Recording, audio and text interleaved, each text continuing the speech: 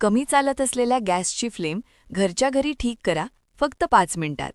मित्रांनो, स्वयंपाकघर हे घराचं हृदय असतं असं म्हटलं जातं आणि त्या स्वयंपाकघरातली शेगडी ही रोजच्या धावपळीच्या आयुष्यातली सर्वात महत्त्वाची वस्तू ठरते.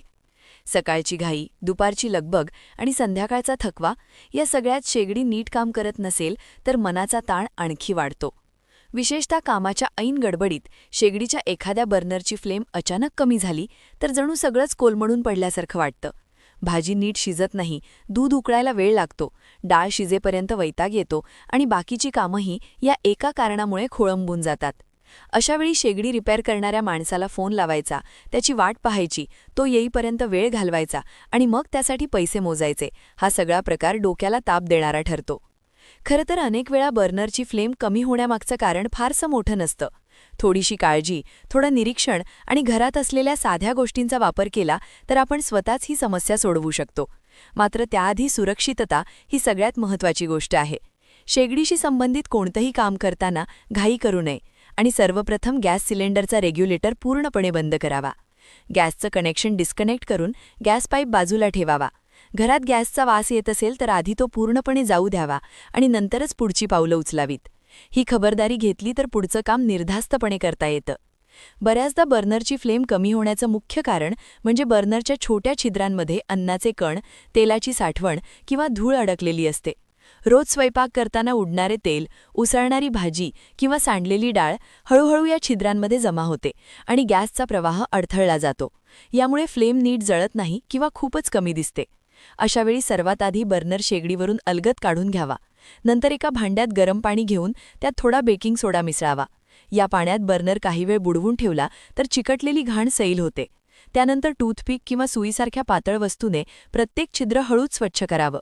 जोरात खुपसू नये, कारण छिद्र खराब होण्याची शक्यता असते. सगळी छिद्र स्वच्छ झाल्यावर बर्नर स्वच्छ पाण्याने धुवून पूर्णपणे कोरडा करावा. ओला बर्नर पुन्हा शेगडीवर चिवू नये, कारण त्यामुळे फ्लेम नीट लागत नाही. कधीकधी बर्नर स्वच्छ करूनही फ्लेम कमीच येते. अशावेळी समस्या बर्नरच्या आतल्या गॅसच्या मार्गात असण्याची शक्यता असते. शेगडीच्या आत बर्नरच्या खाली गॅस जाण्यासाठी एक लहानसा भाग असतो, ज्याला सामान्य भाषेत नट किंवा जेट म्हणतात. या ठिकाणीही कचरा, धूळ किंवा तेल अडकलेलं असू शकतं. हे साफ करण्यासाठी शेगडी थोडी उघडावी लागते. स्क्रूड्रायव्हरच्या मदतीने बर्नर धरून ठेवणारे स्क्रू सैल करून बर्नरचा भाग वर उचलावा.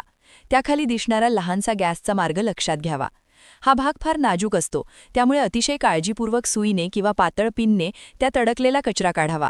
नंतर हलकीशी फुंकर मारून आतला मार्ग मोकळा करावा, जेणेकरून गॅस व्यवस्थित बर्नरपर्यंत पोहोचू शकेल. गॅस पाईप हा देखील एक महत्त्वाचा घटक आहे, जो बऱ्याचदा दुर्लक्षित केला जातो.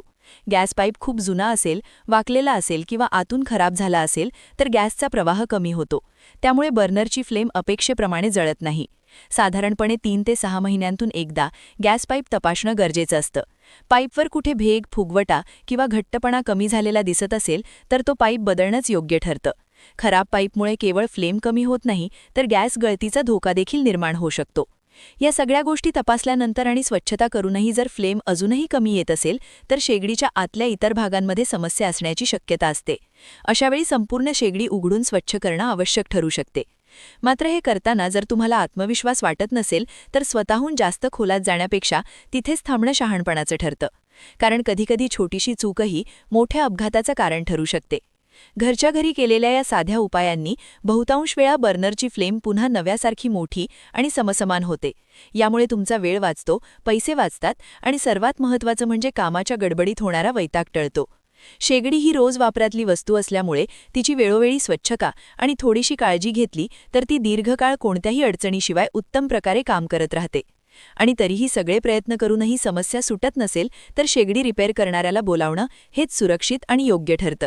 पण तोपर्यंत स्वतः प्रयत्न करून पाहिल्याचं समाधान मात्र नक्कीच मिळतं.